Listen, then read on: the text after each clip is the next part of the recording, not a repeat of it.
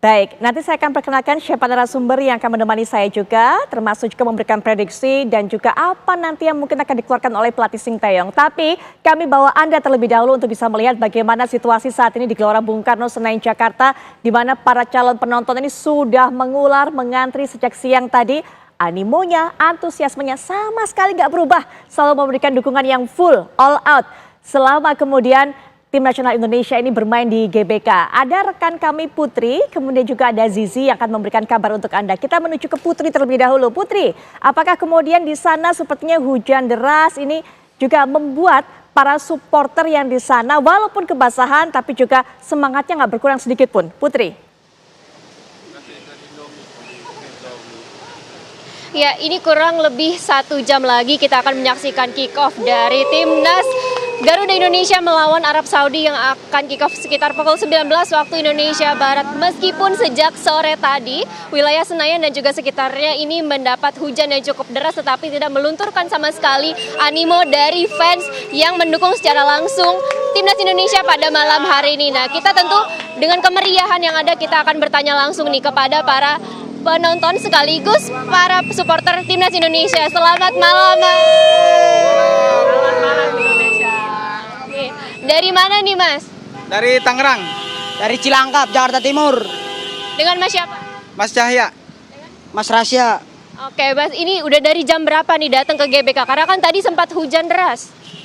Tadi berangkat dari Tangerang jam 4, sempat macetan, hujan deras, banjir juga, daerah Cengkareng, Kalideres, macet. Saya berangkat dari jam 10. Dari jam 10 nyampe sini jam 1. Udah. Tapi tetap semangat dong, ini kita... Semangat. Demi Garuda, tetap semangat. Nah, ini kan laga yang krusial bagi Indonesia melawan Arab Saudi nih. Ini harapannya ini gimana dengan permainan yang ada? Harapannya ini harus menang, hidup dan mati harus menang, 3 poin. Harapannya kejayaan ini harus menang semua. Menang. Menang, juara. Oke. Kalau prediksi skor sendiri nih dari Timnas Indonesia kira-kira bisa gak mengalahkan Timnas Arab Saudi? Pasti bisa, saya yakin pasti bisa. Skornya 2-0 cukup. Oke.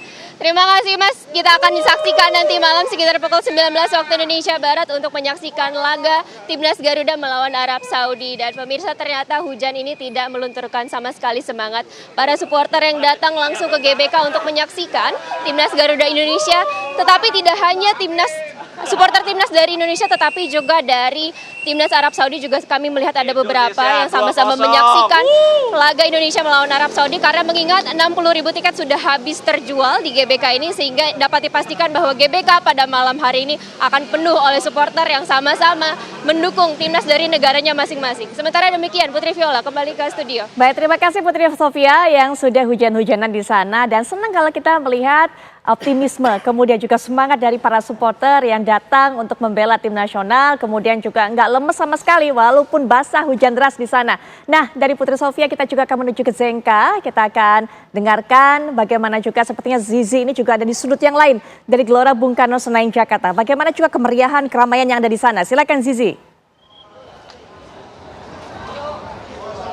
Baik Putri Viola dan juga pemirsa TV One, saya mengabarkan langsung dari pintu utama masuknya supporter, dan kami memantau sejak pagi hari sudah banyak supporter yang mengantri untuk masuk ke area Gelora Bung Karno, dan pintu memang baru dibuka sekitar pukul 15 waktu Indonesia Barat. Dan dari pukul 4 hingga sekarang sekitar pukul 6 ini semakin banyak justru supporter yang hadir mendekati jam pertandingan yang akan dimulai sekitar pukul 19 waktu Indonesia Barat. Seperti yang Anda lihat, ini tadi memang sempat hujan deras, cukup deras, namun ini tidak mematahkan semangat para supporter untuk tetap mengantri dan juga memasuki area Gelora Bung Karno untuk menonton secara langsung pertandingan Garuda Squad melawan The Green Falcons Arab Saudi.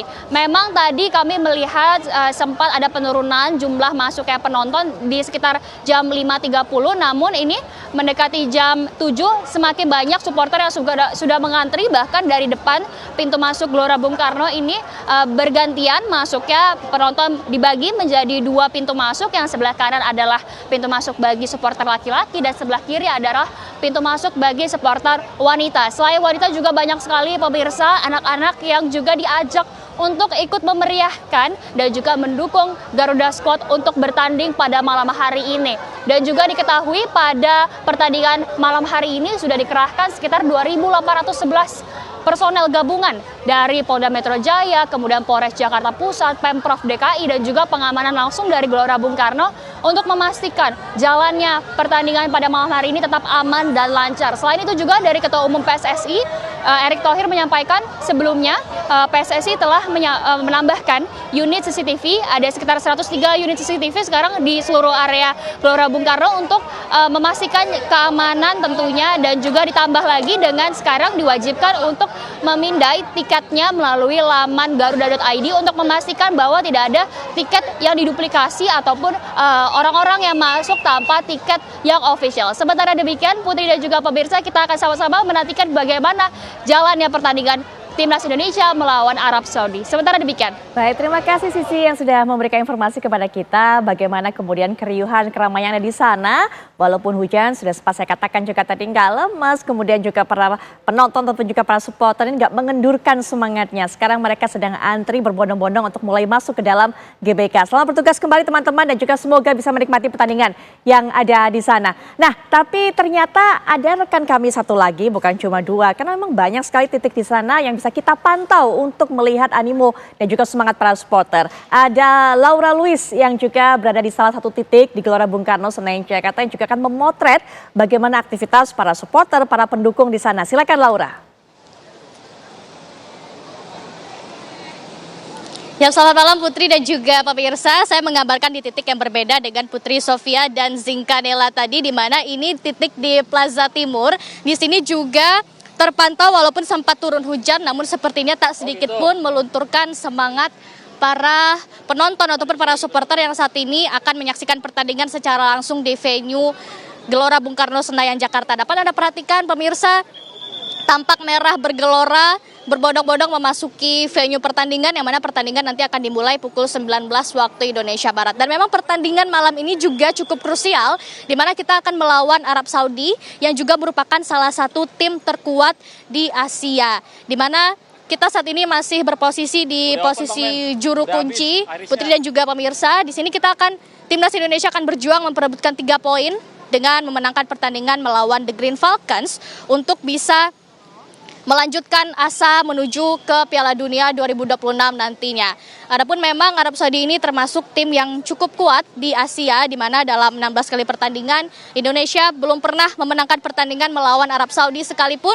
Dan nanti tentunya kita akan lihat apakah malam ini Indonesia akan menciptakan sejarah baru malam ini dengan memenangkan pertandingan melawan Arab Saudi, di mana tadi kami juga sempat berbincang atau ngobrol dengan beberapa pengunjung atau beberapa penonton yang akan menjadi supporter pada malam hari ini, di mana mereka memberikan beberapa prediksi skor malam ini. Ada yang berharap seri saja sudah cukup, namun ada juga penonton yang memberikan prediksi skor mirip-mirip seperti laga dengan Jepang kemarin, yaitu 4-0, namun 4 skor untuk Indonesia dan 0 untuk Arab Saudi. Dan juga pemirsa, kita melihat bahwa Arab Saudi ini termasuk salah satu negara yang menjadi langganan Piala Dunia, apalagi pernah menghebohkan dunia pada Piala Dunia 2022 Qatar kemarin, di mana Arab Saudi berhasil mengalahkan Argentina di bawah pelatihan dari Herve Renard. Dan kali ini Arab Saudi sudah berganti pelatih juga dengan Herve Renard, yang mana Herve Renard inilah yang berhasil membawa timnas Arab Saudi dalam mengalahkan Argentina pada Piala Dunia 2022 kemarin. Tentunya ini menjadi motivasi baru juga bagi timnas Indonesia. Tapi kita juga memiliki pemain-pemain yang hebat tentunya dari timnas Indonesia, seperti pemain naturalisasi maupun pemain yang berdarah Indonesia asli, seperti Kevin Dix salah satunya. Walaupun Kevin Dix malam ini diputuskan tidak dapat melanjutkan permainan karena cederanya yang cukup parah, di mana kita hanya bisa melihat Kevin Dix ini bermain selama 40 menit pada laga melawan Jepang kemarin. Namun kita juga tentunya penasaran, Putri dan juga pemirsa, siapakah yang nanti kira-kira akan menggantikan posisi Kevin Dix, kemudian seperti apakah formasi dan juga strategi yang telah disiapkan oleh pelatih Shin Tae-yong kepada tim racikannya, yaitu skuad Garuda. Tentunya kita penasaran kira-kira seperti apa panasnya pertandingan nanti. Kita akan lihat bersama seperti apa hasilnya, apakah sejarah baru akan tercipta, karena juga Shin Tae-yong yang selalu optimis dengan tim Indonesia. Dan juga dari segi pengamanan juga telah disiapkan face recognition dan akan dicocokkan antara wajah di face recognition dan juga di laman garuda.id. Juga ada penambahan CCTV dan pengamanan lainnya yang telah dievaluasi dari laga sebelumnya sehingga hari ini lebih ditingkatkan lagi. Sementara demikian Putri, nantinya akan kita saksikan bersama. Oke, saya sepakat sih sama Laura yang katakan tadi. Kayak lagu, sungguh mati aku jadi penasaran. Mulai dari penasaran line up apa yang dikeluarkan oleh pelatih Coach Sinteyong, penasaran juga hasilnya. Kalau pada saat pertemuan pertama ini menahan imbang Arab Saudi 1-1, bagaimana dengan malam ini? Tapi sebelumnya saya juga ucapkan terima kasih kepada rekan-rekan semuanya yang sudah mengabarkan, Putri Sofia, kemudian juga ada Zenka dan juga ada Laura Luis dari Gelora Bung Karno Senayan Jakarta. Selamat menikmati keramaian di sana, kemudian juga semoga bisa bergabung dengan para supporter untuk nonton. Nah, bicara mengenai harapannya adalah kita bisa mencuri poin pada pertandingan ini. Tapi juga enggak hasil imbang yang kita bisa bawa pulang. Tapi kita harapkan kita bisa meraih kemenangan 3 angka untuk tim nasional kita. Dan ini moga-moga menjadi kemenangan perdana. Untuk itu apa sih sebenarnya rumusan dari menang? Rumusnya ya di atas kertas adalah mencetak gol sebanyak-banyaknya, lebih banyak daripada tim lawan. Dan juga menjaga gawang supaya nggak kebobolan. Untuk itu yang namanya peran penjaga gawang, yang namanya peran penyerang, ini menjadi peran yang begitu penting, peran kunci. Untuk itu juga menjadi alasan kami mendatangkan 2 legenda tim nasional kita yang berkontribusi luar biasa sebagai penyerang timnas, kemudian juga sebagai penjaga gawang ataupun juga sebagai kiper timnas. Sudah hadir di samping saya Bang Peri Sandria dan juga Bang Hermansyah. Assalamualaikum warahmatullahi wabarakatuh. Waalaikumsalam Mbak Putri. Malam Mbak Masih Putri. Semangat walaupun kemarin melihat Indonesia digulung Jepang? Masih tetap semangat. Kita bicara mengenai penyerang, kita bicara mengenai penjaga gawang. Sebelum kita bicara mengenai pertandingan malam hari ini, Bang Peri, Bang Hermansyah, saya pengen sedikit evaluasi saat ketemu Jepang kemarin. Karena 2 posisi ini juga membuat blunder, begitu kan? Yang dikatakan oleh Sinteyong salah satunya adalah kita tidak bisa memanfaatkan peluang manis. Kalau saja kita bisa cetak gol duluan, kondisi akan berbeda. Bang Peri? Sebenarnya kemarin saya lihat timnas Indonesia ada beberapa peluang, tapi tidak diciptakan untuk menjadi gol. Ya sekitar kurang lebih 10 menit atau 8 menit pertama kemarin, suatu peluang emas yang benar-benar harus gol, tidak terjadi gol. Yang striker kita Orat Mangun tidak bisa menempatkan itu bola menjadi gol. Seharusnya itu menjadi gol. Itulah peluang satu-satunya. Kalau itu menjadi gol, saya rasa lain cerita lagi untuk kedepannya gitu loh ya. Bang Peri, kira-kira faktor apa ini? Apa memang penempatan bolanya, kemudian juga placing positioningnya yang kurang, atau ada pengaruhnya deg-degan juga karena lawannya ini bukan lawan sembarangan? Ya, saya rasa satu mental juga ya, mental, dan yang kedua mungkin naluri gol sebagai striker ini mungkin belum begitu 100% gitu ya. Beda dengan orang yang punya naluri gol ini, dengan posisi gawang ada di mana, dengan posisi kiper ada di mana, dan bisa menempatkan waktu per sekian detik untuk bisa mencetak gol. Itu kesempatan gol itu bisa menjadi gol. Ya, karena peluang emas tidak bisa datang 2 kali. Dia begitu datang harus dieksekusi dengan baik. Saya rasa kemarin itu seperti Orat Mangun kemarin, nggak perlu dia harus bola itu sudah pas waktunya dia harus flashing ke kiri kiper. Dia harus bawa lagi, harus tekuk lagi ke kanan, sudah ada menutup salah satu back tengahnya. Ini udah nggak bisa lagi, hilang lagi lah kesempatan untuk menjadi gol. Betul. Terus ada juga kesempatan yang kedua, ini bola dari sayap di pressing ke tengah, agak terlambat pemain striker kita untuk menyelesaikan gol juga.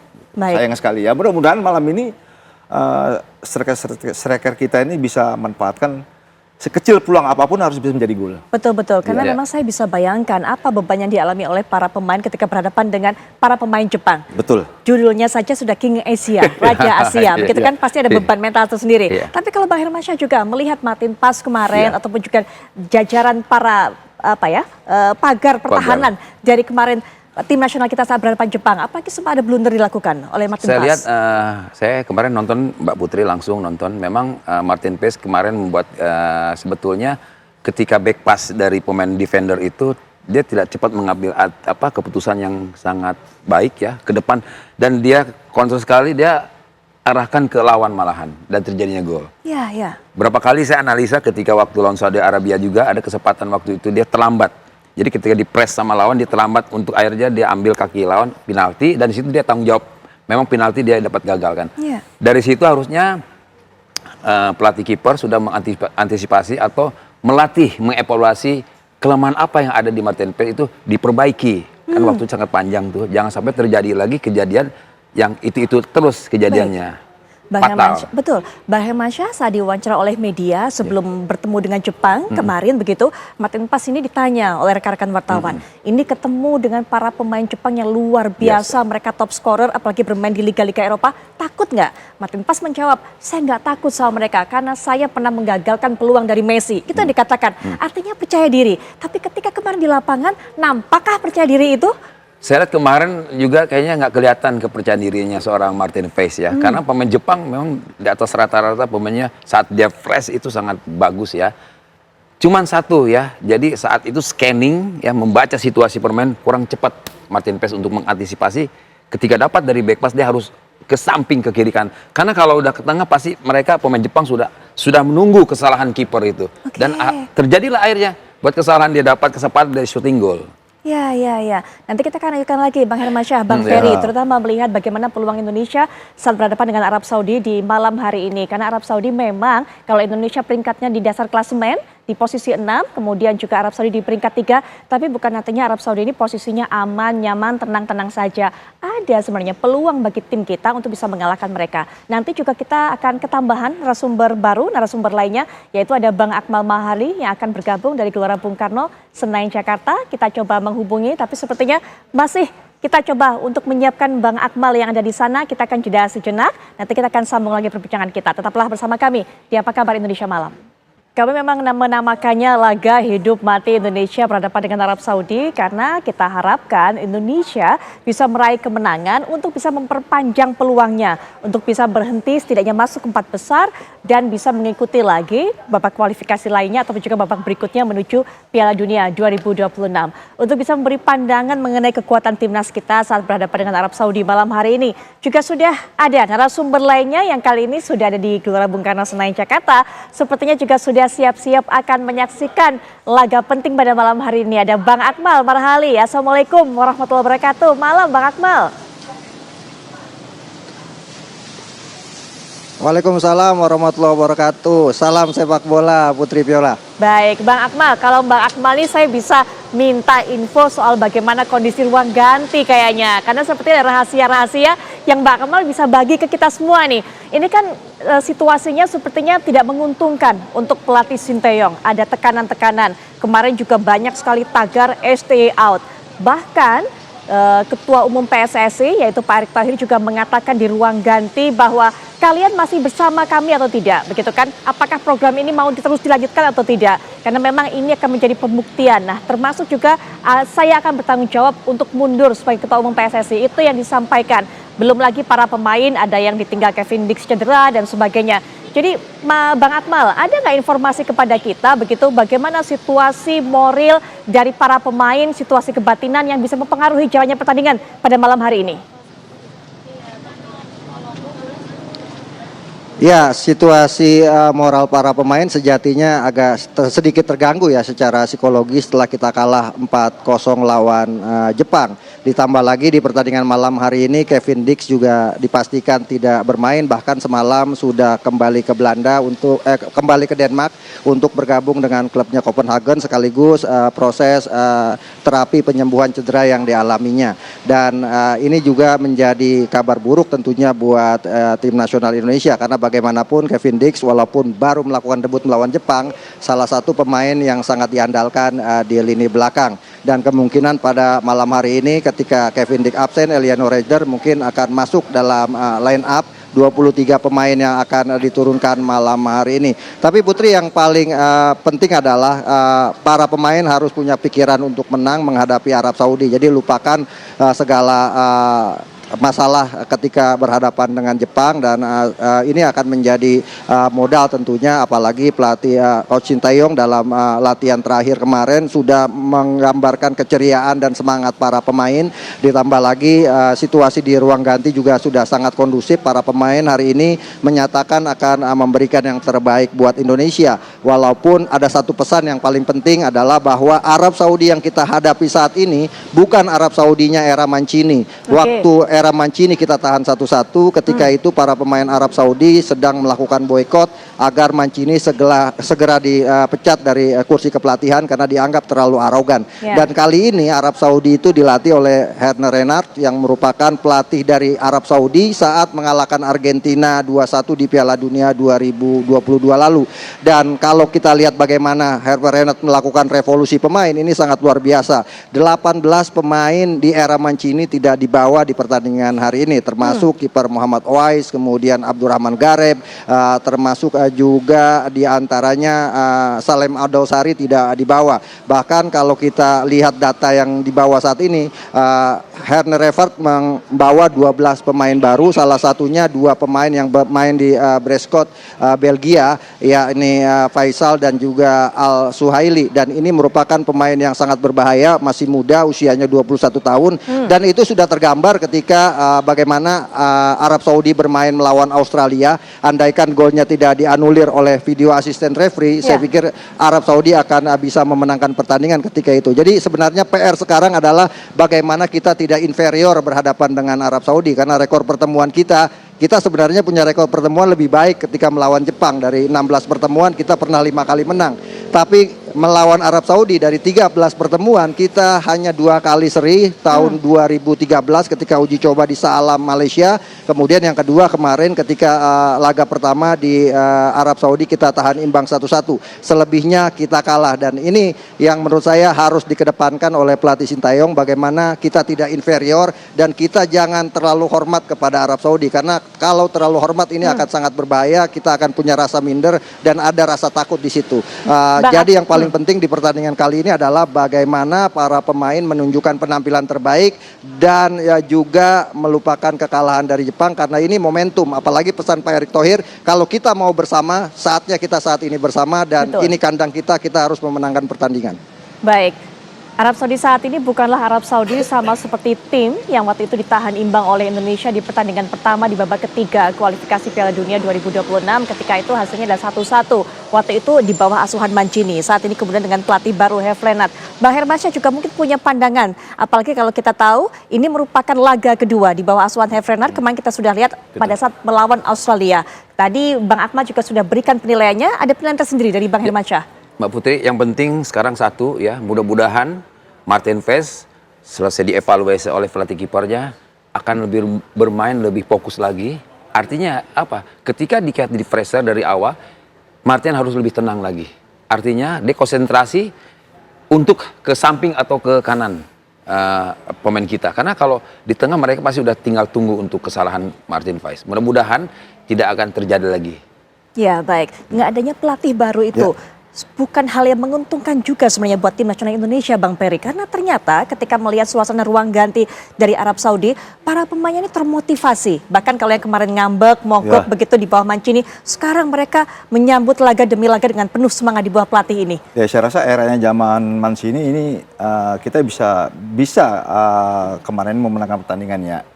Dan zamannya sekarang ini, zamannya pelatih baru ini memang pemain-pemain dari Arab Saudi termotivasi. Karena ini juga kalau dibilang juga ini pelatih lama mereka juga dulu ya. Jadi kembali lagi. Jadi itulah yang buat motivasi pemain-pemain Arab Saudi ya. Saya rasa untuk pertemuan Arab Saudi dengan Indonesia itu 5 kali laga di sini Indonesia mengalami 3 kali kekalahan, 2 kali draw kan, terakhir kemarin kita main di Arab 1-1 ya. Betul. Jadi mungkin pertemuan yang ke-6 ini ya motivasi untuk mereka mengalahkan timnas itu sangat tinggi sekali ya, karena termotivasi karena ada pelatih baru tadi. Dan kita juga nggak mau kalah dong pertemuan yang ke-6 kali, karena kita juga bisa main draw di kandang, masa kita nggak bisa main menang di kandang sendiri gitu. Untuk itu ya malam ini mungkin dengan kekalahan kita kemarin lawan Jepang 4-0 ya itu kita lupakan lah.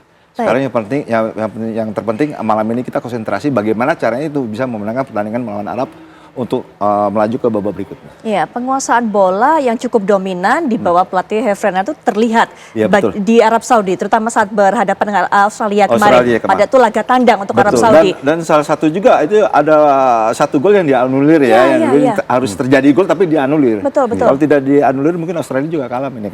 Ya, artinya Herner sudah tahu siapa pasukannya, siapa para pemainnya. tune in-nya mungkin lebih gampang, Dan lebih cepat. beberapa dari pelatih baru ini memanggil dari beberapa manggil pemain baru Ya. untuk memperkuat di timnas Arab Saudi sendiri. Betul. Dan yang harus diwaspadai dengan adanya pelatih baru yang sekarang di Arab Saudi ini mereka lebih banyak pelatih ini memanfaatkan bola-bola dari pemain flank sayap.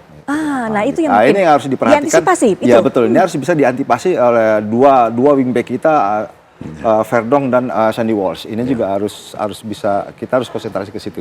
Baik, Ya. ya jika kiper kita kemudian harus meminimalisir blunder-blundernya, kesalahan-kesalahan yang tidak perlu, menilai dari kiper lawan sendiri seperti apa, Bang Hermansyah? Saya lihat penampilan kiper dari Arab, melihat saya nonton kemarin lawan Australia, dia lebih tenang lagi dan lebih kuat di pertahanan dan dia cepat mengandurkan bola ke depan. Artinya kita harus jeli juga Martin Paes ketika kita mendapatkan serangan balik harus akurasinya harus cepat ke samping ke kiri karena Arab pasti mereka akan inisiatif untuk menyerang flashing dari awal. Baik. Dan kiper harus fokus 200%. Harus fokus, itu yang harus dilakukan. Saya sudah memegang line up ataupun juga starting 11 yang dikeluarkan oleh pelatih Sinteyong untuk menghadapi Arab Saudi pada malam hari ini.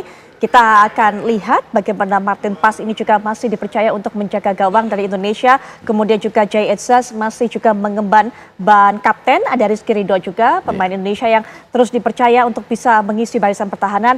Ada Sandy Walsh, Marcelino Ferdinand, diberikan kesempatan juga Bang Peri. Kemudian juga ada Rafael Strijk, Ragnar Oratmangun, kemudian juga Calvin Verdong, Ivar Jenner, ada Tom Hay, kemudian juga nanti dibutuhkan juga bagaimana pergerakannya di lini tengah. Kemudian ada Justin Hopner juga yang kita harapkan bisa kokoh menjaga pagar ataupun juga tembok dari Indonesia. Apa yang bisa Anda katakan dari line up ini, Bang Peri? Yang saya bisa lihat dari line up yang sekarang ini yang dibuat oleh Sinteyong. Ini akan diperkuat di lini tengah ya. Kita mungkin akan di sini akan istilah kata akan berantem di lini tengah ya melawan Arab ini ya. Karena memang di sepak bola ini kuatnya di lini tengah itu menentukan bagaimana tim ini kita bisa menang. Ya.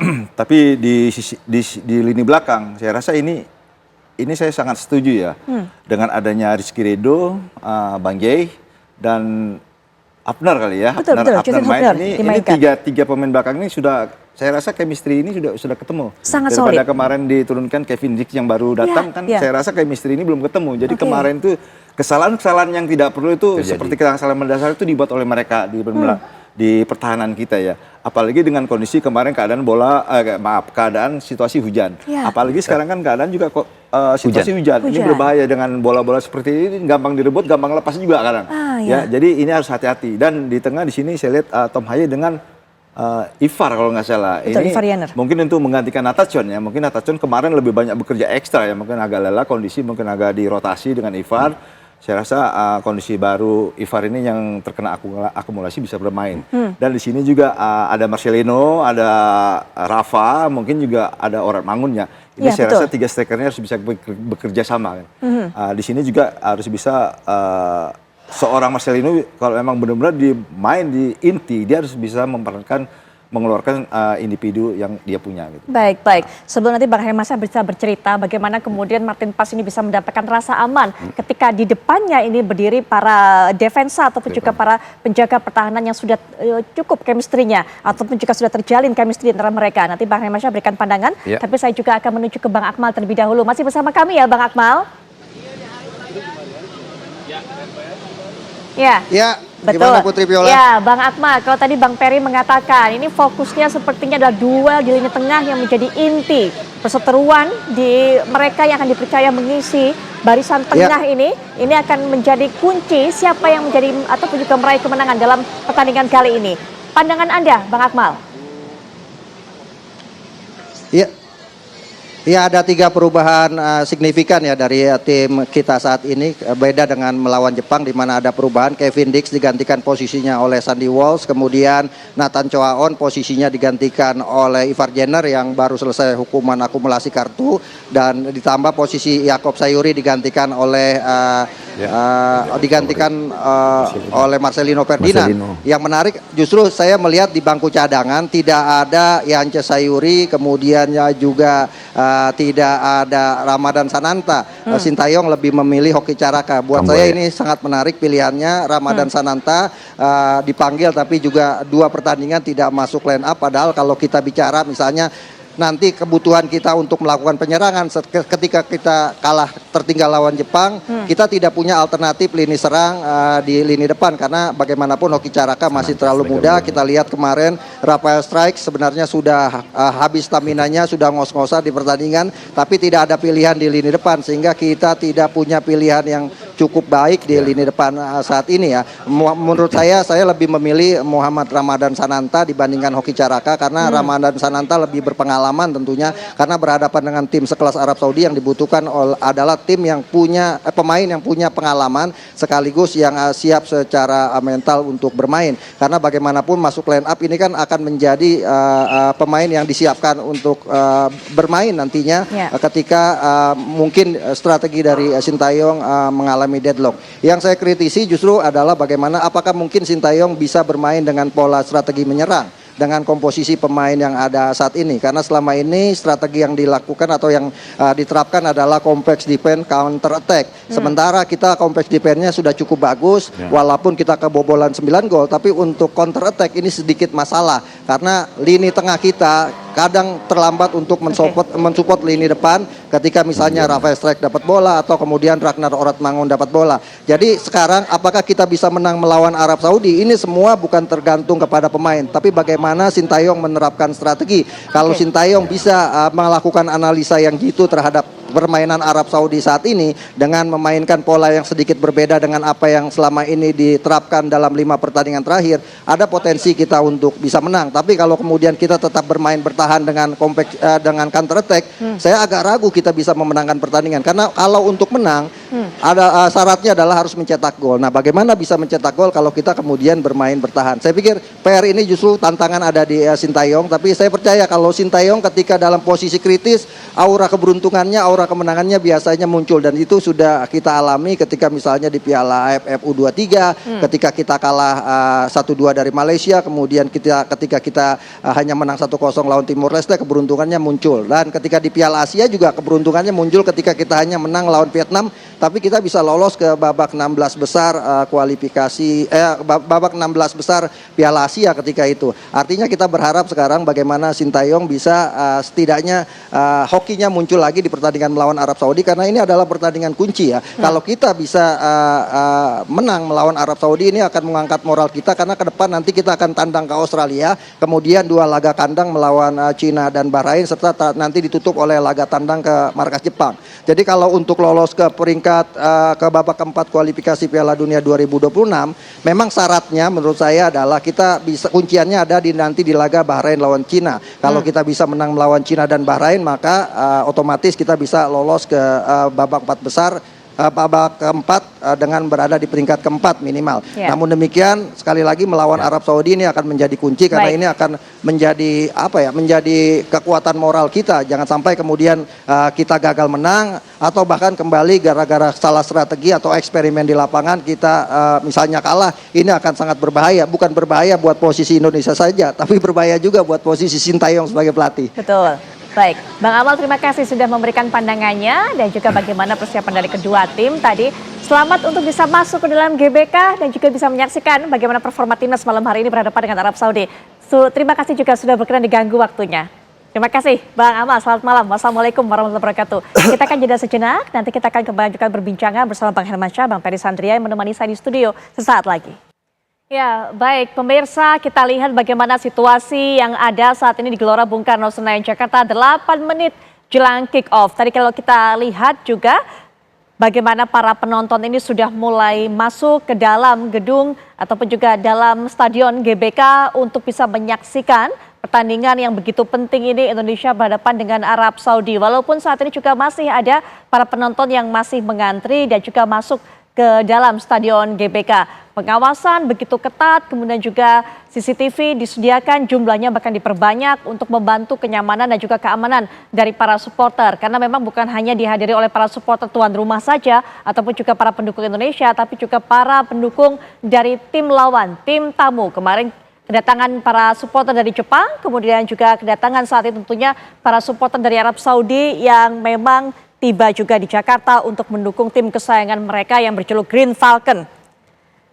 Kita kembali lanjutkan perbincangan bersama Bang Peri, kemudian juga ada Bang Hermansyah bersama saya. Tadi sudah sempat saya singgung sebelum jeda, bagaimana Martin Paes harusnya merasa aman karena pelapisnya yang di depan ini adalah para penjaga pertahanan cukup solid, chemistry-nya sudah terbangun, sehingga harusnya ada rasa kepercayaan diri yang tumbuh dari Martin Paes, Bang Hermansyah. Betul Mbak Putri, jadi sekarang catatan khusus untuk pemain defender, jangan sering-sering back pass ke kiper. Jadi kesempatan untuk menyerang. Saya ngelihat kemarin melawan Jepang itu sering kali back pass ke kiper. Nggak perlu back pass, dia back pass. Padahal kesempatan untuk bisa support dari tengah atau samping itu ada. Karena sering kali buat back pass ke kiper, akhirnya Martin Paes berapa kali selalu salah. Terakhir dia buat kesalahan, dia counter sekali, dia kasih ke pemain tengah Jepang. Dan di situ kesempatan Jepang untuk cari kesalahan pemain Indonesia untuk bisa cetak gol. Mudah-mudahan pertandingan kali ini melawan Saudi Arabia betul-betul akan kuat di pertahanan karena udah chemistry udah dapat. Mudah-mudahan sesimpel mungkin main bolanya. Yang penting alur bolanya ada. Ya, baik. Kita sambil juga menyaksikan apa yang terjadi di Gelora Bung Karno Senayan, Jakarta yang terus kami kabarkan situasinya, keramaiannya, upaya dari para penonton yang melakukan antrian dengan cukup teratur, dengan cukup baik, bahkan juga harus di-scan terlebih dahulu, baik itu scan wajah ataupun juga scan ID di garuda.id.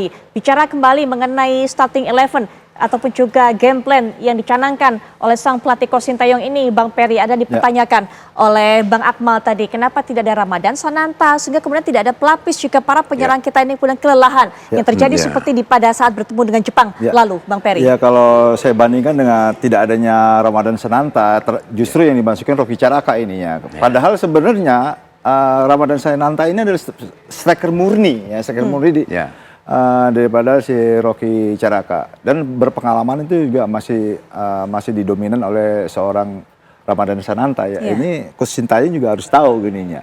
Siapa maksudnya duet Rafa dengan Sananta ya.